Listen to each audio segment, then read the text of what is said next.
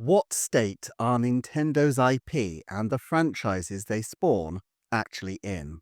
From Animal Crossing to Xenoblade, from Mario to Luigi's Mansion, how are they changing and how can we measure that change? In a recent video, I set out a kind of classification system that I think might be helpful to measure the strength of the various Nintendo properties.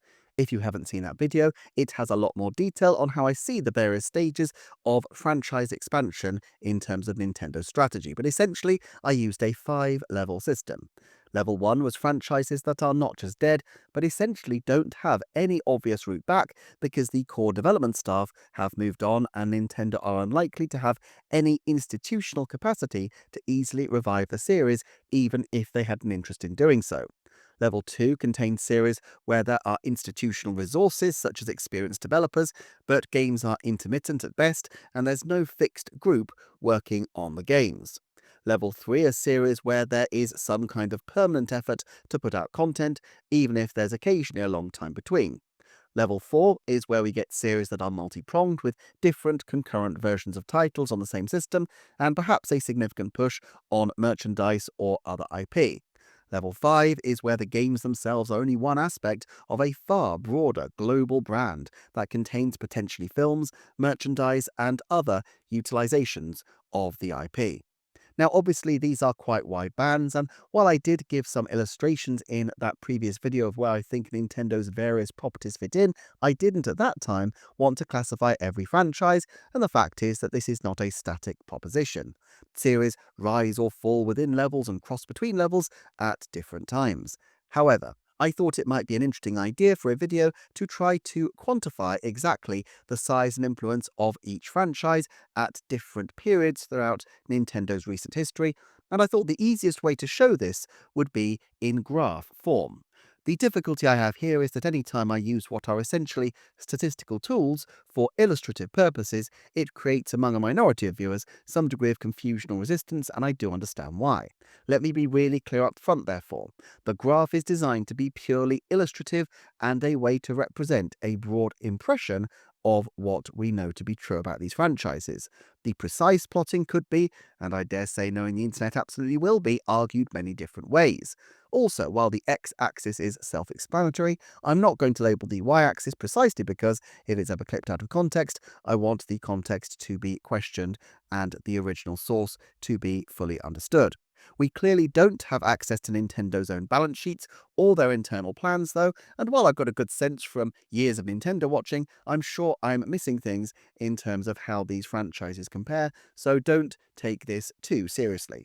All that said, the idea is to look over recent years in 5-year increments and see where the various franchises have stood, and look at what seems like a plausible trajectory for each going into the future, including what are the elements that could drive them to be more or less successful. Let's start then with Mario. Since its creation, Mario has always been Nintendo's most successful wholly owned brand, and even in the Wii era, Mario was internationally recognizable, and games like the new Super Mario Bros. Line were used to launch a wide array of merchandise and accessories. This didn't end with the relatively minor chord arrival of the 3DS and Wii U, but without a home console to drive Mario's performance, the franchise was hardly growing at the same rate. However, a lot was going on behind the scenes. By 2020, we had an app launch, a film scheduled, and a popular new system featuring the character as well as various entertainment initiatives such as theme park versions. In 2025, Mario has now had a hugely successful blockbuster under his belt, headlines sections of multiple theme parks worldwide, and continues to release multiple major games each year. This is clearly what Nintendo wish to aspire to for more of their franchises, and in future years they are likely to only grow the Mario brand through merchandising and through multiple films and spin-offs. Let's compare this then to Zelda. Zelda has always been a leading franchise for Nintendo, capable of being a launch title, and in 2010 they had games in development for both their major consoles and their handhelds as well as recent spin-offs. However, by 2015, things were tricky. They pulled the handheld team onto Breath of the Wild, meaning that for the first time since the Capcom game's core Zelda development was handled externally by Grezzo, then a relatively new partner for Nintendo. Zelda was big in the gaming space, and there was certainly a good degree of merchandising beyond it, but it hadn't really broken out in too major a way. Perhaps people recognized the Triforce symbol or the hat, but not much more. By 2020, Breath of the Wild had been a significant part of blowing the doors open, giving the series its biggest ever seller, and with Link's Awakening launching the Switch Lite as well. In 2025, though, Zelda still hasn't quite achieved global megastardom, but with a film on the horizon and with Eiji Aonuma spotted in Super Nintendo World, it seems like Zelda now is roughly where Mario was in 2015, ready for a shot at the big time. Exactly what happens from here will be contingent on the success of the film and their larger efforts. Not everything is guaranteed the same kind of acclaim that we saw with Nintendo's Mario moves, but if Zelda has always been associated with quality, and if that continues, I could see Zelda closing the gap with Mario and becoming another very solid level 5 franchise for the company. Of course, Nintendo already have at least a significant stake in one other level 5 franchise, Pokémon. Pokémon has for years been a gigantic, internationally recognized multimedia empire with Pokémon stores, animations, and more. It's possible that in 2015 it suffered a little from the failure of Nintendo's home consoles to quite click with the general public, but then the following year came the outsized success of Pokemon Go, which put the property back on the map globally, as well as the film Detective Pikachu, which briefly brought a lot of hype towards the end of the last decade. Add to that the recent games, which are high-selling even by Pokemon standards, thanks to the large install base, and Pokemon continues to be in great shape. Whether it will actually grow in the coming years remains to be seen. The Pokemon Company has its own strategies and plans, which are obviously heavily guided by Nintendo, but are still classed as distinct, and they have initiatives like Pokopia and the trading card game that they hope will be successful. If anything, I think it quite possible that the gap will close between Mario and Pokemon, although with the Pokemon Company reportedly turning over $1.9 billion in 2024, and the company making huge strides in financial terms generally, it would be easy to make the case that Pokemon is growing bigger and bigger. But remember that this leveling system is not just about financial power, but a more abstract and frankly subjective measure of scale, so more effectively monetizing and promoting initiatives of a similar scope to what they've done previously wouldn't necessarily lead to a leap in the overall scale and reach of the franchise, or maybe it should. This is really just a set of opening thoughts, and I invite people's contributions and criticisms. At any rate, let's look next at a franchise I didn't acknowledge in the prior video, partly because it was actually scripted and recorded long before his recent rise to prominence. Let's look at Kirby. Now, Kirby has long had a regular cadence of games and spin-offs, albeit mostly on a smaller scale, and in Japan the series has been hugely effectively monetized, even if this isn't quite as apparent in the West. One of the reasons Nintendo bought out Warp Star Inc.'s remaining shares is that they wanted their other licenses to be as effectively deployed as Kirby has been, and so we get Nintendo Stars. Now, clearly the arrival in this decade of two extremely high-profile titles in Kirby and the Forgotten Land and Kirby Air Riders puts the pink puffball into a strong position in gaming circles, but whether he pushes beyond that is an open question. My suspicion is that as long as the series remains co-owned by HAL Laboratory, there will be a ceiling on the heights to which Nintendo will want to push Kirby, at least while they have other properties where's to fence. Therefore, while I think we'll see a good cadence of Kirby content continuing, especially given the expansion of HAL and the success of the recent titles, I'm not sure Kirby has the room to grow hugely in Japan or to push quite so much outside it on current trajectory. That could all change, but I suspect they may view taking Kirby global to be something more for the future and not an immediate concern. Then there's Animal Crossing. Now, although there was a 2006 anime, Animal Crossing has for a long time just had the one game per console, and in 2010 it was actually still relatively new and didn't have a Wii U version in the offing. The success of New Leaf and the flurry of Animal Crossing spin-offs in the mid-2010s pushed it into level 4 with the highly diversified and successful games that end up with multiple endeavors at once. And of course 2020 pushed Animal Crossing into global recognition, although with the weaknesses that it's essentially just one game and the DLC, plus, I suppose, the app. Since 2020, Animal Crossing hasn't really maintained its profile, and while New Horizons continues to sell gangbusters, the series in many respects seems to be in a long dormancy. I'm sure that this dormancy will end with a dramatic bang in the next few years, though. After Mario and Zelda, Animal Crossing has to be one of the franchises they would most like to push to the next level with films, possibly theme park expansions, and a host of other initiatives that best suit the property uniquely, to say nothing of making the next game a major event, even if matching New Horizons' success might be pretty tricky. An even newer property, of course, is Splatoon.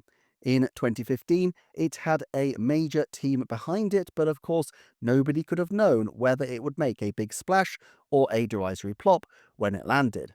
Within months, and certainly by 2020, it was clear that this was going to be a huge deal for Nintendo, and in the last 5 years, we've seen a new game, a new DLC, and a further game announced, as well as Splatoon continuing to be pushed, even though reportedly it's slightly fallen out of vogue with the Japanese middle school community that first rocketed it to fame. My suspicion is that while Splatoon is big for Nintendo, they may view the next decade as a time for consolidation. The 10-year-olds who are playing Splatoon obsessively in 2020 are unlikely to have 10-year-olds of their own until about 2040 or beyond, so while expanding Splatoon is obviously hugely valuable as a property, I think Nintendo may feel that other franchises are riper for this treatment. Consider how Superman, Batman, Spider-Man, and Mario were launched respectively in 1938, 1939, 1962, and 1985, and yet the major movies that put them on the map in the film world, at least, I'm discounting the film of the Batman show and the ill-advised 90s Mario movie, of course, weren't released until 1978, 1989, 2002, and 2023 respectively, which was 40, 50, 40, and 38 years after the properties first launched. Now, you might say that this is pure coincidence, and we can see Sonic, Minecraft, and others considerably lowballing these odds, but I think there is an optimal time for something like this to embed itself into mass popular culture to the point where there's true mass interest and potentially a creative force capable of delivering something that feels authentic and true. And it's probably a couple of generations. Nintendo could push Splatoon now, but if they just double down for the time being on great games and more modest franchise expansion efforts, they may find that they're pushing on a more open door in the future. What about Pikmin then? In 2010, Pikmin had a regular Pikmin crew and regular backing from Miyamoto, even if it had just the two titles to its name. By 2015, not just Pikmin 4, but also Hey Pikmin were in development, and Nintendo had used Pikmin to experiment with short films. In 2020, though, this pace seemed to have stalled, with Pikmin 3 Deluxe being released in a rather offhand manner, but since then, the release of Pikmin Bloom, Pikmin 4 Close to You, and in Japan at least an absolute explosion of Pikmin-related content has shown a determination to make Pikmin a major brand for the company, at least in Japan, for the time being. It seems inevitable to me that Pikmin will get further multimedia expansion of some kind soon, whether it be a film, television project, or something more offbeat, and it's clear that Nintendo is really putting their shoulder to the wheel for this franchise at present, so I bet on it growing and growing in the decade ahead. Then we have Fire Emblem. In 2010, it had just a single line of games, but a very established team and some success in Japan primarily. This put it in level 3, stable releases but not necessarily expanding beyond that point. By 2015, though, we had Tokyo Mirage Sessions, and they must have been at least prototyping Fire Emblem Heroes. But obviously by 2020, the one-two punch of Heroes and Three Houses took Fire Emblem, plus the institution of a successful spin-off line in the Fire Emblem Warriors games, to really take the series to new heights. At the present time, it's big in Japan, but internationally it remains a relatively popular game, but still selling in the low millions and niche outside of gaming. Will Nintendo push it into the big time? Well, while they list 9 IP as examples of what they do as part of their standard blurb in their regular investor news reports, Fire Emblem is not one of the ones listed. Kirby is co-owned by HAL and gets a nod, but Fire Emblem, co-owned with Intelligent Systems, does not. Like with Hell, I could see this situation changing soon, and I'm sure Nintendo will be keen to see Fire Emblem in rude health with a regular cadence of spin offs and initiatives, but it's not really in their financial interests to make Fire Emblem their overwhelming priority at this point in time, and so until or unless they buy out Intelligent Systems, and even if they do, I could see Fire Emblem remaining at a similar sort of level for a while to come. Even if they expanded it with, let's say, an anime series, this strikes me as something that would remain a niche interest, though obviously, if it ended up having the international hype to make it the next Game of Thrones, you can bet that Nintendo would reconsider. Okay, Metroid fans, I haven't forgotten you. Metroid has long had concurrent 2D and 3D development teams, but in 2010, this changed with Retro moving to Donkey Kong Country and Sakamoto's 2D grouping developing Other M. A lot of emphasis was put on Other M, and clearly at this time, Nintendo had hopes for the franchise, and it had been relatively prominent and diversified during the noughties. But by 2015, it was in a low ebb, with Mercury Steam just starting work on Samus Returns and Next Level Games working not on a mainline Metroid, but a spin off for 2016, the ill fated Federation Force. Still, even in this dark time, the fact that Nintendo were willing to commit multiple teams to Metroid proves that despite its low sales, they were determined to stick with it, and by 2020, they were going even more hell for leather with two major projects, each of which would end up in the launch window of significant new hardware for the company. In 2025, Metroid is the most prominent the series has been for years, but remains at the time of writing clearly on the bubble in terms of broader recognition. What I'd be looking for in the following years to see it really break into the next level is continued support for Metroid Prime, including future games and possible expansions of Beyond, more 2D Metroid, and some evidence of extra merchandising lines and diversification to try and make Samus a far more recognizable mascot for Nintendo than she currently is. While Metroid clearly has huge narrative potential, Nintendo may also feel that, as with Splatoon, the character needs to simmer in people's imaginations a little longer with a succession of high quality and hopefully decent selling titles, so that it's not just a narrow core of gamers who enjoy Metroid titles. But what about Retro's other passion, the lovable ape, Donkey Kong? In 2010, Donkey Kong was at a complete low ebb. Although there had been consistent Donkey Kong titles, there was no consistent development team. At the end of that year, Retro roared back with Donkey Kong Country Returns. However, while that game did very well, for much of that year Retro could still have been just one of a succession of Donkey Kong developers, and with nothing much else on the cards for Donkey Kong, we saw by 2015 that when Retro moved on, there was nobody to pick up the banana peels. Obviously, Donkey Kong was more prominent as a character than, say, Fire Emblem, but in terms of the health of the development effort, Fire Emblem had a very secure and increasingly diversified production pipeline, while Donkey Kong was mostly held up on the strength of his Mario game cameos. In 2015, it doesn't seem like anybody at Nintendo was actually working on a Donkey Kong game, even though there was general interest in keeping these titles coming out. In 2020, Bonanza had entered full development for Switch 2, and clearly there were theme park related plans, but it would be 2025 before these green bananas finally turned yellow. Now, I have put Donkey Kong as having the most dramatic, dare I say banana shaped, rise potentially of all the franchises we've looked at so far, and this is cheaply because it seems almost inevitable that we will get a Donkey Kong movie in the next 5 to 10 years, possibly even a series of movies if the first is successful, and I fully expect a suite of games to follow as well. It may not be, though, that the games are the only or primary way to monetize Donkey Kong, but through more theme park locations, more inventive merchandising and toys, I could see Donkey Kong becoming ever more iconic and useful to Nintendo. Again, this leveling system isn't necessarily about raw cash on the balance sheet, but the health of a property to be nimble and to expand, and I think with a 3D team, almost certainly a new 2D team from somewhere, very likely a film series, and a new theme park set of expansions, Donkey Kong is in rocket barrel mode right now. Let's look then at a few more franchises for comparison. First of all, Xenoblade Chronicles. In 2010, it was the first game from Monolith Soft after Nintendo stepped in to acquire them from Bandai Namco, and obviously it was inherently a risk that this situation would work out for all parties. Nevertheless, it did, and by 2015, with the 3DS version of Xenoblade and Xenoblade Chronicles X on the Wii U, it was clear that the series was going to be a major regular one for Nintendo. By 2020, it effectively had two pillars, albeit one pillar was original games and the other remakes, each on roughly a 5-year track. DLC and other expansions became commonplace. Xenoblade is a very solid and respectable franchise for the company. The only question is whether, as the senior developers move on, there remains the same interest in continuing it, and if so, whether Nintendo want to put in the massive effort to push it to the big time.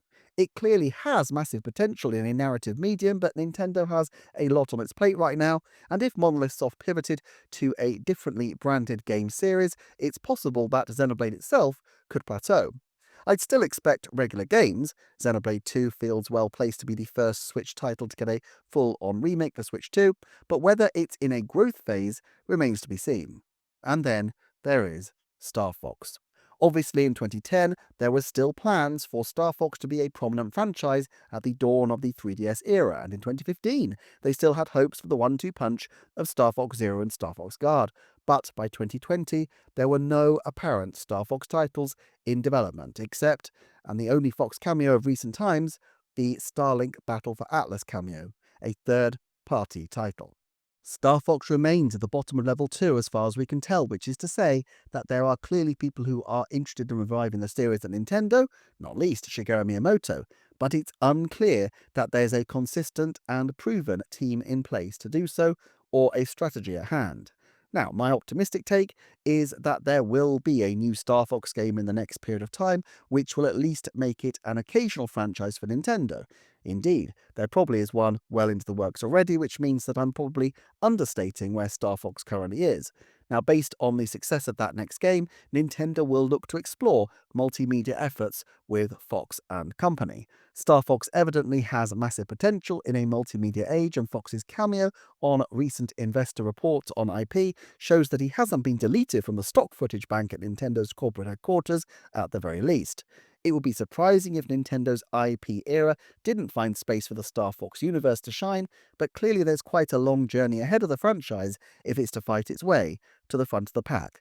To me, I think the key thing that they need to consider with Star Fox is that the games need to really appeal to people, and for the last couple of games, this doesn't seem to have been the case. With Metroid, sure, the actual sales aren't always that good, but it does have a very dedicated fan base. The same with Xenoblade. I don't think Nintendo would mind if Star Fox games don't sell very well as long as they are garnering huge critical acclaim. But that hasn't been the case for a while, and that is the puzzle that Nintendo most urgently need to solve. And then there is F-Zero. Look, for a very long time, F-Zero has been a classic example of a franchise on the bubble between Level 2 and Level 1. The key difference being that there is obviously utility in F-Zero as a brand, and there were at least some people familiar with F-Zero at the company. 2023 and F-Zero 99 saw F-Zero's profile raised, and 2025 brought us an F-Zero title in the prestigious slot of the April 2025 Direct, launching the Switch 2, albeit not an original game, but as a launch title for Nintendo Classics GameCube. If Nintendo Software Technology are going to double down as regular developers for F-Zero, that would be something, but with the exception of Mario vs. Donkey Kong, becoming stalwarts of any particular series hasn't been their track record, and F-Zero 99 is a long way from what a full reboot of this franchise would probably need to be. I guess that they'll study very closely indeed the success of F-Zero GX on GameCube when considering if they want Captain Falcon to fly once again. As an example of how even a franchise thought to be lost can return against all expectations though, check out Famicom Detective Club. I would have said Famicom Detective Club seemed to be a level 1 property, or at least at the very bottom of level 2, because while Yoshio Sakamoto was still at Nintendo, he had shown no interest in the property and appeared to have forgotten it until Mages made a pitch to revive it. Now, it has a regular team, seemingly a producer for the future in Kaori Miyachi, and feels like a secure level 3 property for Nintendo. Like other IP here, there is huge potential. I'd be interested to see a television series, or perhaps they might want to do a board game version or a series of novels or manga. But for now, I think it just needs to consolidate itself as a fixture of Nintendo's output at much the same level that Fire Emblem was before its more recent success. Of course, I couldn't end this video without giving a nod to Advance Wars. In 2010, it had slipped out of having a regular development team, and while there were key people at Intelligent Systems, the core Nintendo staff don't appear to have been as enamoured by the property.